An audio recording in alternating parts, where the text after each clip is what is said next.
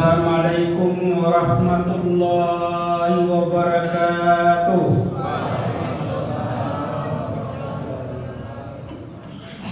Sebelum dimulai tausiah, saya dahului dengan sebuah pantun. Di malam yang penuh berkah, marilah kita ikuti ibadah.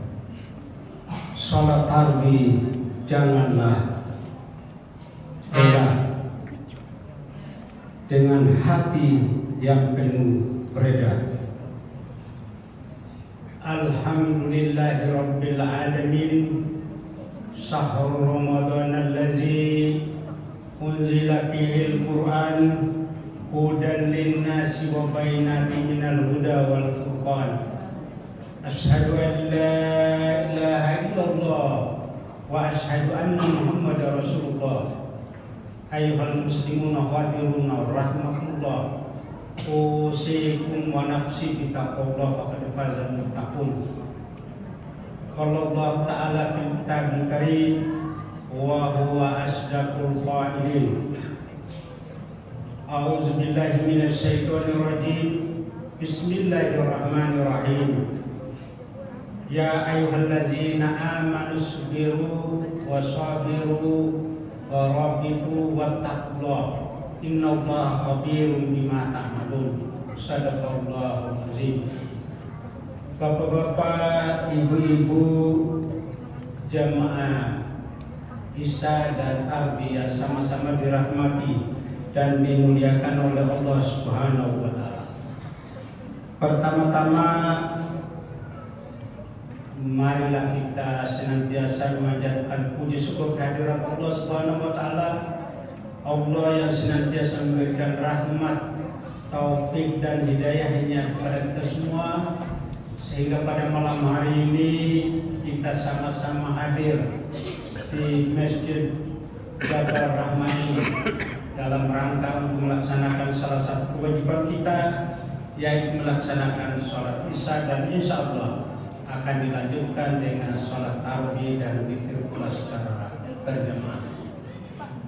Dan marilah kita tak lupa mengirimkan salam dan salawat kepada junjungan Nabiullah Muhammad sallallahu alaihi wasallam, Nabi yang diutus di muka bumi ini sebagai rahmatan lil alamin. Jamaah yang dimuliakan oleh Allah Subhanahu wa taala.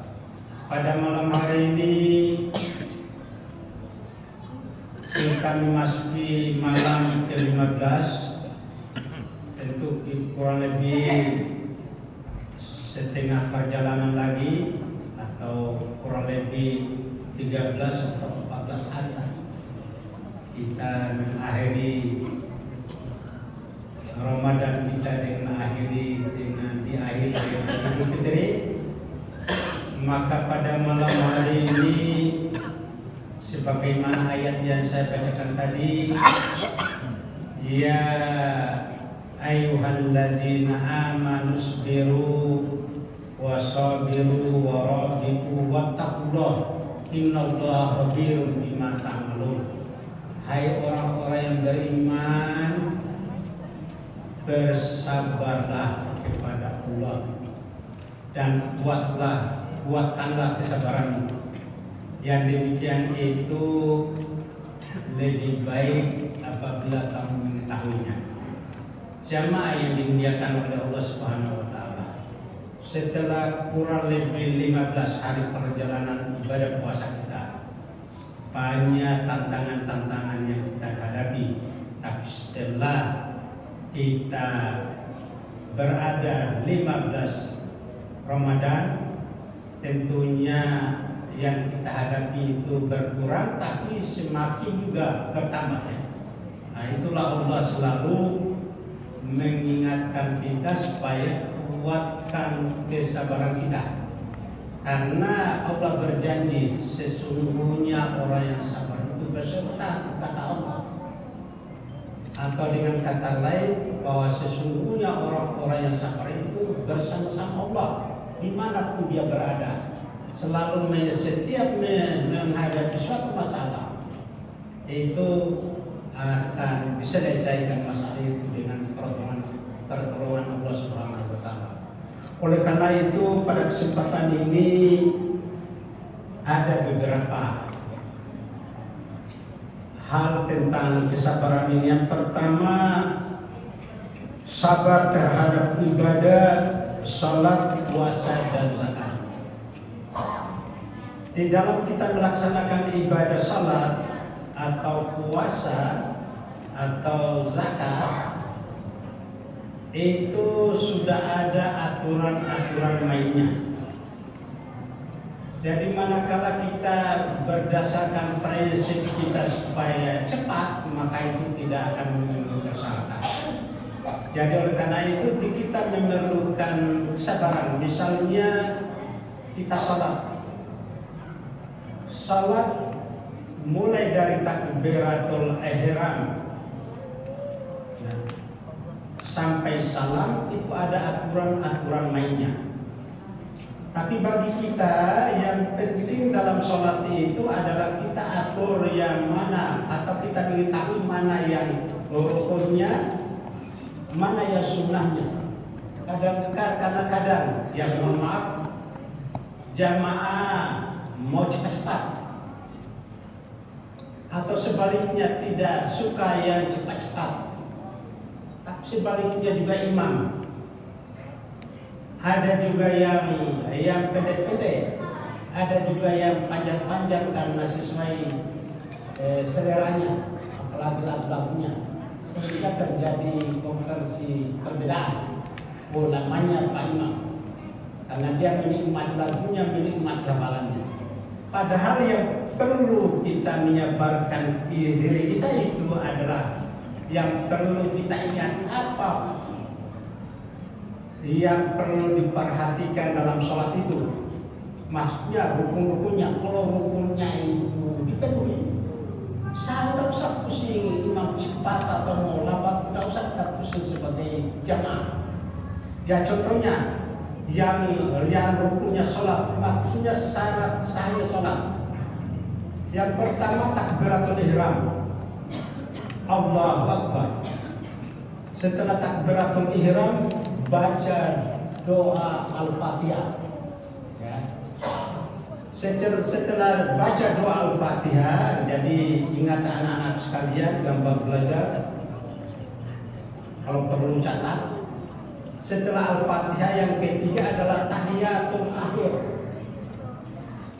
Yang dimaksudkan tahiyatul akhir ini adalah kalau tahiyatul pertama lupa Pak Imam, atau di belakang subhanallah tidak dengar, hanya dia kosen sesuai apa yang dia ingat, tidak usah dipersoalkan, lewat saja. Yang wajib itu adalah tahiyatul akhir. Ya, yang mana itu tahiyatul akhir? Di akhir sholat kita. Kalau sholat sunnah tidak ada tahiyatul awal, langsung tahiyatul akhir. Sholat maghrib ada tahiyatul awal, ada tahiyatul akhir, dan sholat isya dua tahiyatul akhir. Nah sekarang yang mana yang dikatakan tahiyatul akhir itu? Karena di situ ada bacaan yang memang rukunnya sholat. At-tahiyatul mubarakatus salawatu thayyibatu lillahi assalam alaina wa ala ibadillahi shalihin. Asyhadu an la ilaha illallah wa asyhadu anna Muhammadar Rasulullah. Allahumma sholli ala Muhammad titik. Itu rukun yang ketiga, rukunnya salat. Lalu setelah tahiyatul akhir lagi ditambah lagi tadi, mulai dari awal lagi tahiyatul sampai Allahumma sholli ala sayyidina Muhammad, dilanjutkan lagi rukun yang keempat, Allahumma sholli ala sayyidina Muhammad wa ala ali sayyidina Muhammad kama shallaita ala sayyidina Ibrahim wa ala ali sayyidina Ibrahim wa barik ala sayyidina Muhammad wa ala ali sayyidina Muhammad. Lalu kita memberi salam ke kanan. Nah, itu rukunnya itu ke kiri sunnah ya. Nah, kemudian setelah itu rukun yang kelima adalah mengucapkan salam tadi.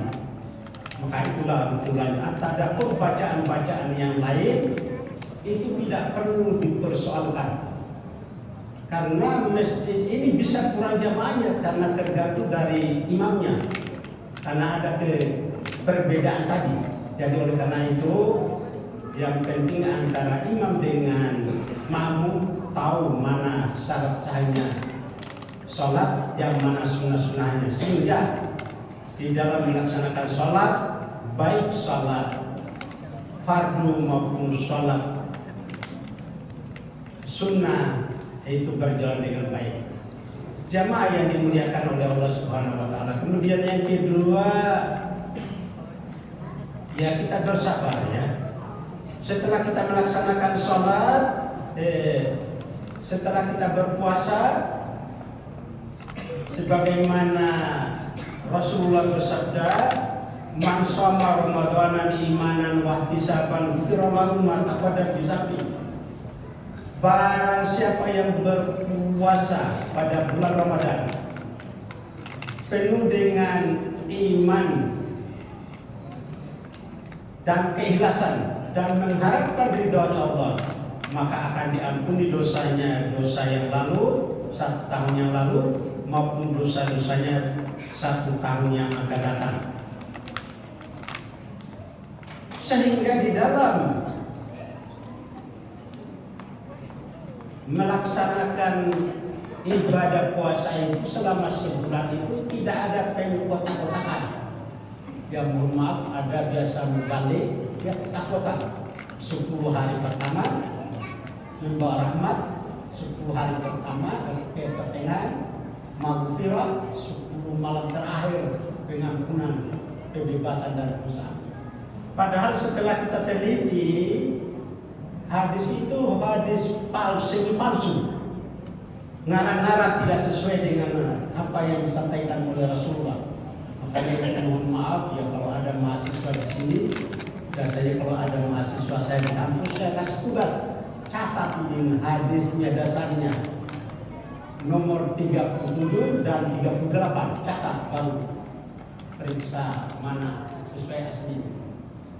Karena ternyata pada zaman Rasulullah banyak orang bohong, ngarang-ngarang, selalu mengatasnamakan Nabi. Padahal puasa itu adalah membawa rahmat, berkat, pengampunan dosa mulai dari awal sampai akhir.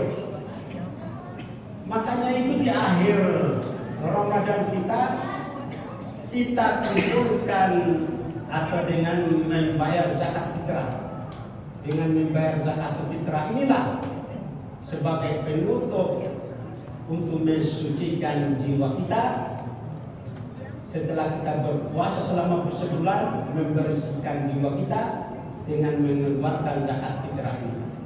Sehingga bagi bapak-bapak dan ibu-ibu diinventaris siapa yang dizakatkan, tentu anak-anak kita, anak yang tinggal di rumah kita, atau kemenakan, atau ada orang lain yang dianggap anak rumah, itu dibereskan untuk dikeluarkan zakat fitrahnya. Ya, cara mengeluarkan zakat fitrahnya sesuai yang kita makan dalam rumah itu. Ya, kalau misalnya harga beras sekarang itu 13.000 1 liter, maka yang dikeluarkan juga 13.000 kali 4 liter beras. Jangan dicari yang murah 10.000. Nah, itu melanggar ya, lebih baik di atasnya 13. Ini yang penting. Kalau zakat harta itu belakang, tapi ini yang penting.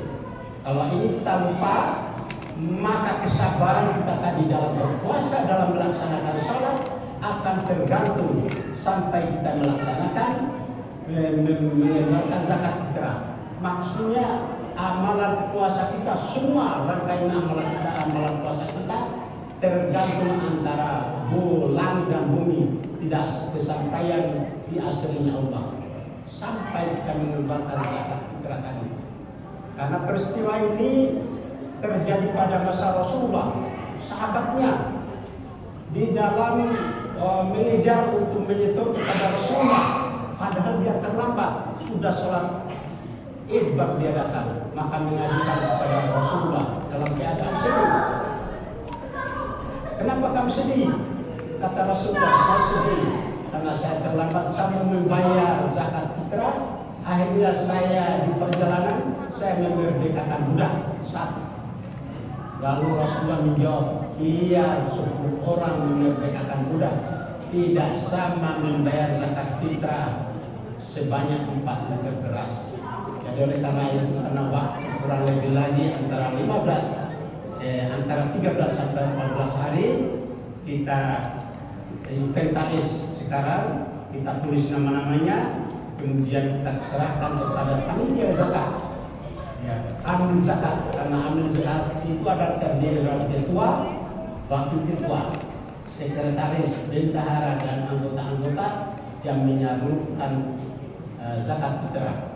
Karena kalau tidak ada panitianya, itu insya Allah tidak ada yang menyeleweng lah. Kalau yang kurang yakin ya tanya panitianya. Dan panitianya itu dapat satu bagian, karena di dalam ayat dikatakan pembagian zakat itu dibagi 8 golongan sesuai yang mendapat. Ya, tapi sebelum dibagi 1/8, satu bagian adalah panitia zakat, yang 7 bagian yang lain dibagi kepada yang berhak menerimanya. Jamaah yang dimuliakan oleh Allah Subhanahu wa taala. Karena waktu sangat terbatas, demikianlah ceramah singkat yang dapat saya sampaikan.